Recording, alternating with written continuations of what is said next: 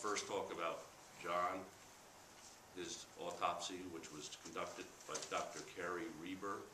She's the Dutchess County Medical Examiner. She conducted all 3 autopsies, that being John's, the female victim, and the suspect. Obviously, John, as would be expected, died of the single gunshot wound to the head. The female victim, Jessica Welch, who the officers, upon locating her, excuse me for a second.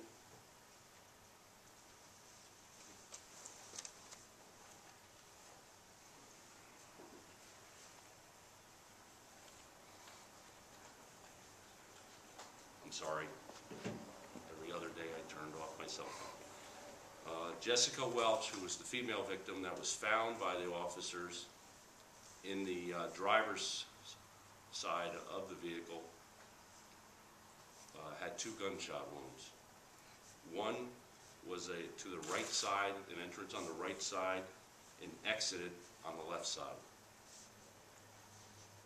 Second shot was to her head, and it was entered her head from the left side. The vehicle itself, we recovered a total of 3 shell casings from the vehicle and the area around it.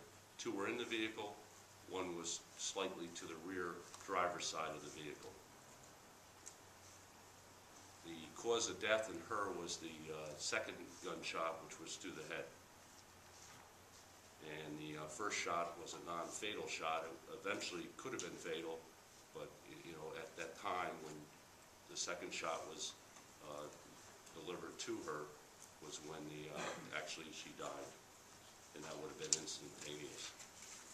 As far as the suspect, Lee M. Welch, he actually suffered from 2 gunshot wounds. The first gunshot wound was to his left chest front. That gunshot wound was delivered, to the best of our knowledge at this time, while he was in the vehicle. And this is consistent with what witnesses have told us about his actions, and also what our officers observed when they first arrived on the scene, the manner in which he was acting, that he was clutching his chest, and that there seemed to be some type of injury to him. Again, this is a single gunshot wound to his chest that went through and through, and it was delivered while he was in the passenger side of the vehicle. The second gunshot wound to him, now this shot itself obviously was not fatal, so the second gunshot wound to him was to his head, and that has been ruled by Dr. Reber as the fatal shot. And my understanding is that she has also ruled this as a suicide shot. So this was a self-inflicted shot by the suspect to himself. However, again, this is a preliminary autopsy results. We still have a lot of interviews to do.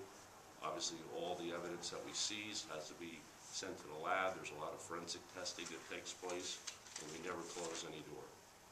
We leave everything open as we move forward, but it's consistent with what I've already reported, that none of our officers fired any shots.